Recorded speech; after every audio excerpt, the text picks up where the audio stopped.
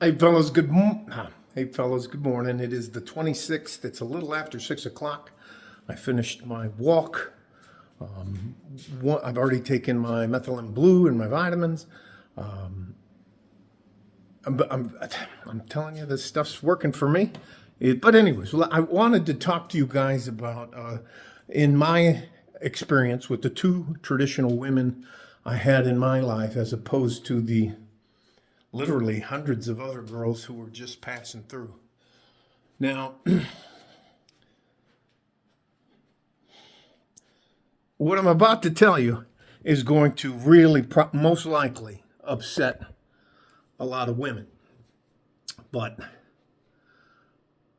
this is my personal opinion, and this is what I did. I would never, and I told anyone I would date or get serious about, that I would not marry them unless they came with a dowry. Now, for Latin American or Central American or South American, that stems from the Spanish culture where her family provides with her a dowry so that if we get divorced or I get killed, widow her, she has the ability to at least have some money coming in and support herself. On top of that, it's proof that that family is going to stand behind her as a good traditional woman. And they're going to support her, and we are going to work together. Our two families are going to work together to get together. So, my first wife from Panama, she came with. Now, don't. This was back. This was back like almost, I think, 40 years ago. Yeah, 59 now. Yeah, like 40 years ago. She came with a plot of land that was near it's in a city called Chepo. Not a huge plot of land, but a plot of land that was flat. It was had the ability to build a house on it because it had water. Anyways, and it came with farm animals, and it came with that. In that culture, I got 13 pieces of silver. I received some. She just came with a dowry. So, and when I left her in 2016, that's one of the. Now, does it make me mercenary? In a way, I would agree with that term, but the amount of risk a man has to take to marry a woman is uncalculable. Uncalculated? It's hard to calculate. There we go. So I look at being married or living with a woman or having a roommate as a business transaction. Getting married to me is business. And you don't do business to come out on the losing end, no matter what. At least I don't. So she had to have a prenuptial, had to pass a background check, had to pass a financial background check, had to pass, I'm not assigning myself to a financial nightmare. Had to know how to use money, had to know how to save money, had to have her own money, had to have a job, had to pay 50% of all that. I had the prenuptial agreement was shocking to my current wife's family. Anyways, and my current wife, came with the dowry. So, as a disclaimer to any woman, if you, as a woman, do not come with a dowry, there is no reason for a man to marry you. Say that again. And I know they have, what do they call it here? You live with somebody 2 years. It's some type of marriage, informal marriage. I can't remember the name for it right now. So, but and I have no complaints about my current wife. And yes, I know that doesn't allow me to be in the men go their own way group. And, but it is. The thing is, there aren't enough. Back in the day, you didn't just, like today, you didn't just go out and say, hey, let's get married. Let's go to Vegas. We'll get married today. Back in the day, you had to go through a process. And that process is from good traditional families, especially my wife's family. That's a process. You got to get to know each other. There's formal invitations. There's declarations in front of you. It's a good experience if you can go through it. If you want to go through it that way, both of the families get to meet each other and stuff. You should have seen it. So, like on my side of the table, there's me, and on my wife's side of the family, there's like 300 people plus. So, anyways, and, my wife's family's into cattle, ranching. They're also into trucking, and they're into restaurants. So I'll leave it at that.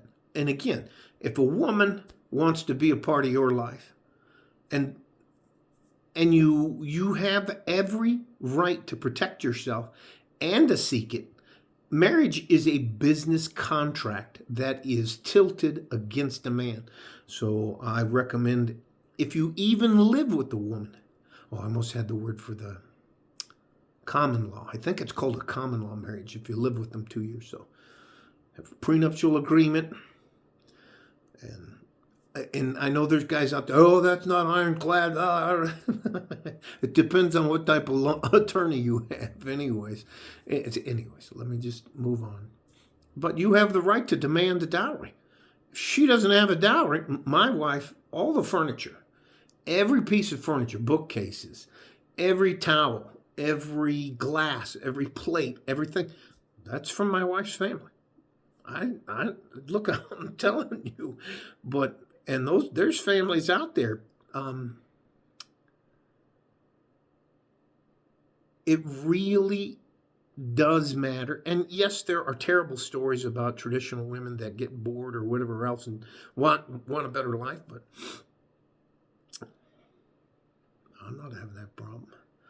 And there's nothing wrong. If you're going to make assurances for yourself in a business deal or contract, or you're going to take on some work with somebody, you're not going to just go in there empty-handed and come out empty-handed.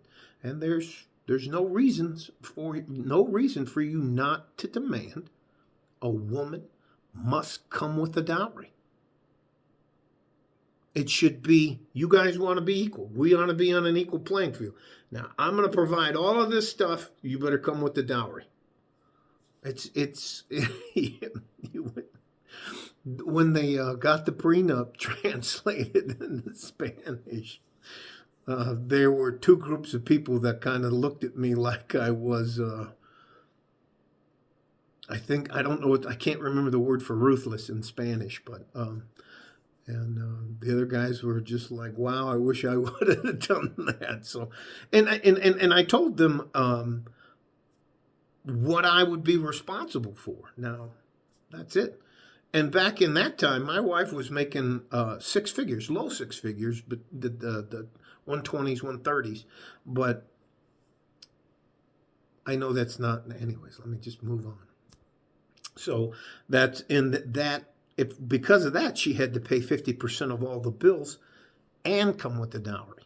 So I did things like I put in there, I would, if it works out and she passes everything and then we pass each other and we still want to get married and the families approve, her family approves of it, that I would buy her a house and a car.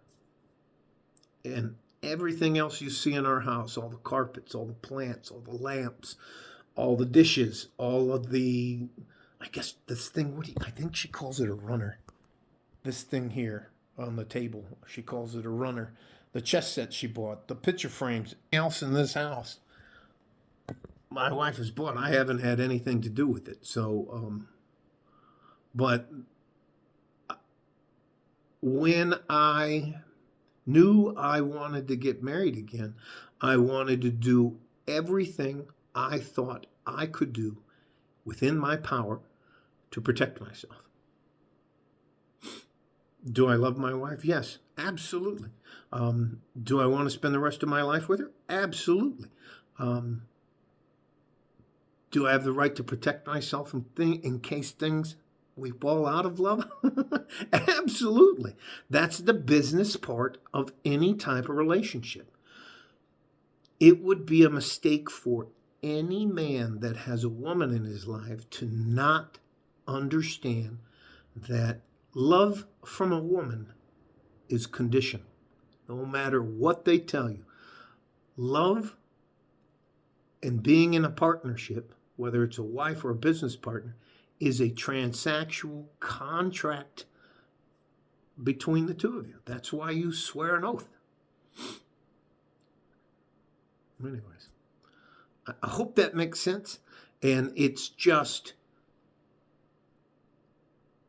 when I was dating, you wouldn't believe how upset I used to make young ladies because if you were too short, I didn't want you. If you had a bad attitude, I didn't want you. If you wore too much makeup, I didn't want you. If you wore those crazy eyelashes, I didn't want to date you. If you had tattoos up on your neck, if you had tattoos on your body, you were not, I would fool around with you, but I didn't want anything to do. There was no way I would take you serious. Had to have a job, had to have your own money, had to be able to provide for yourself. Couldn't have any kids, had to be in shape. I mean, I had you. And on top of that, if we were to move towards a marriage, you had to pass a background check. You had to pass a mental evaluation, had to pass a physical evaluation, had to pass a financial evaluation. There's just a bunch of different stuff. And you had to be willing to sign a prenuptial agreement. And and I wouldn't. Anyways, let me just let it go at that. All right. Love you guys. Stay safe and healthy. Take care of each other if you can. And if you can't, you have to take care of yourselves. Like a fort in a G-string. West Texas, El Paso. I'm out of here. Bye-bye. Love you guys.